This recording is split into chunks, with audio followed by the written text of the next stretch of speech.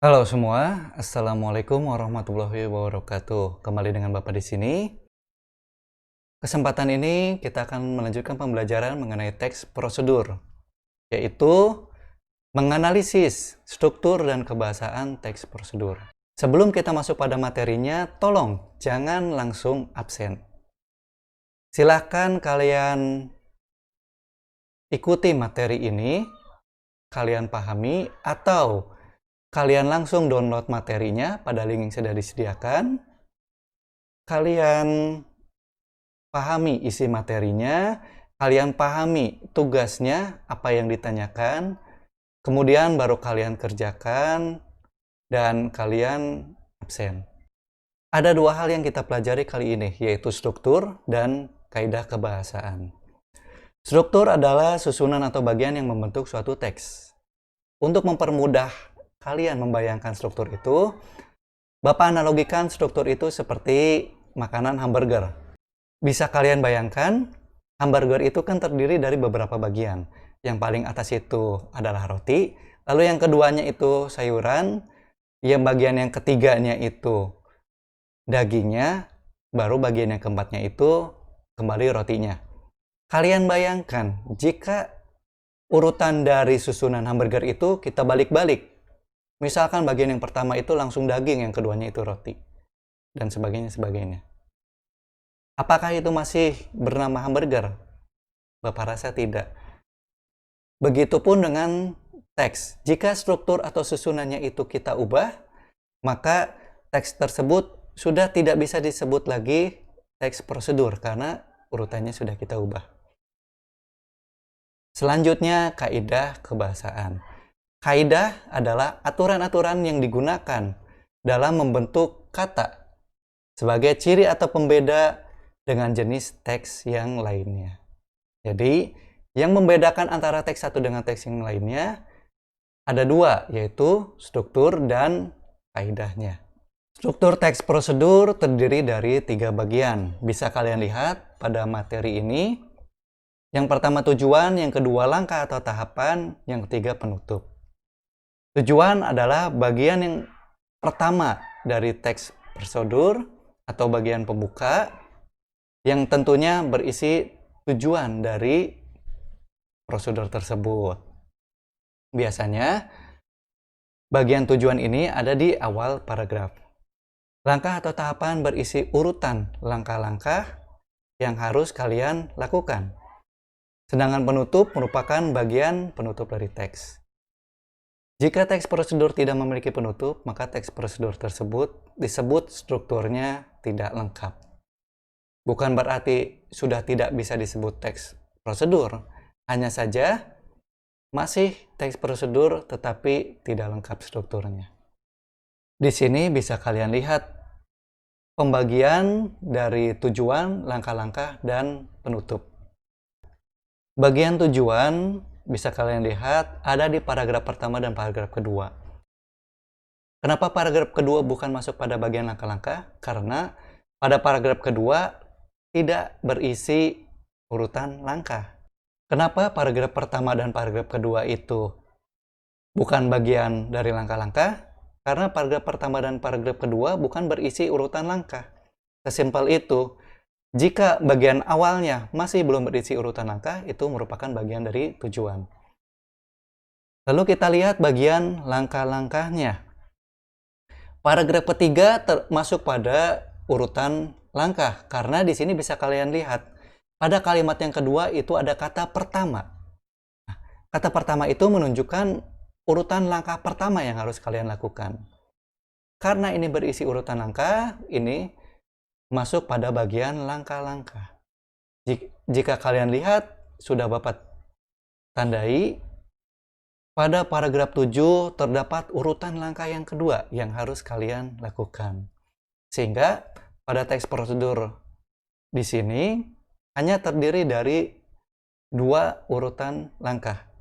Kalau kalian masih ingat pembagian jenis-jenis teks prosedur, ada teks prosedur yang hanya terdiri dari 2 urutan langkah, yaitu teks prosedur sederhana.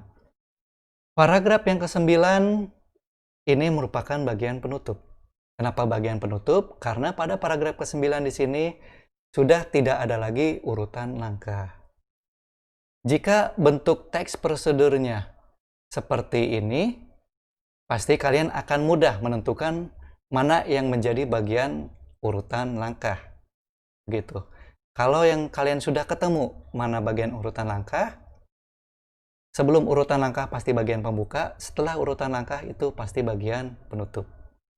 Hanya saja, pada teks prosedur memang ada yang urutan langkahnya itu berbentuk poin, ada yang urutan langkahnya itu berbentuk kalimat seperti ini. Kemudian kaidah kebahasan teks prosedur. Di sini sudah Bapak bagi ada 7 kaidah yang digunakan dalam teks prosedur. Yang pertama itu kalimat imperatif. Kalimat imperatif adalah kalimat perintah. Perhatikan materi ini sampai selesai. Itu merupakan contoh dari kalimat imperatif. Yang kedua, kalimat deklaratif. Kalimat deklaratif adalah kalimat pernyataan.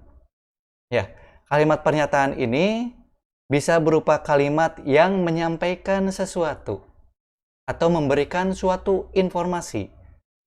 Di akhir materi ada tugas yang harus dikerjakan, yaitu merupakan contoh dari kalimat deklaratif. Jadi memberikan suatu informasi. Kalimat interrogatif adalah kalimat pertanyaan. Sudah tahukah kalian apa tugasnya? Itu merupakan contoh dari kalimat interrogatif. Kemudian menggunakan urutan langkah. Ya, sudah jelas yang namanya prosedur pasti ada urutan-urutan, ada tahapan-tahapan, ada langkah-langkah yang harus dikerjakan atau dilakukan. Lalu ada menggunakan konjungsi. Konjungsi ini merupakan kata sambung. Pembahasan mengenai konjungsi seharusnya sudah kalian pelajari di tingkat kelas 10 SMK ataupun di tingkat SMP. Silahkan kalian ingat-ingat kembali apa itu konjungsi dan kata sambungnya itu berupa apa saja. Kemudian menggunakan nomina dan partisipan. Nomina itu merupakan kata benda. Dan partisipan itu merupakan pelaku. Anda, kita, kami, murid, guru, itu merupakan contoh dari partisipan. Begitu. Tetapi jika handphone, meja, laptop, komputer, papan tulis, buku, itu merupakan contoh dari kata benda. Yang terakhir, verba. Verba itu adalah kata kerja. Mengerjakan, memperhatikan, menulis, itu merupakan contoh-contoh dari kata kerja. Contoh dari setiap kaidah, bagaimana itu ya ada di dalam kalimat, bisa kalian lihat pada slide berikut. Kalimat imperatif itu seperti apa, kalimat deklaratif, interrogatif, urutan langkah, nomina, partisipan, verba, dan konjungsi temporal.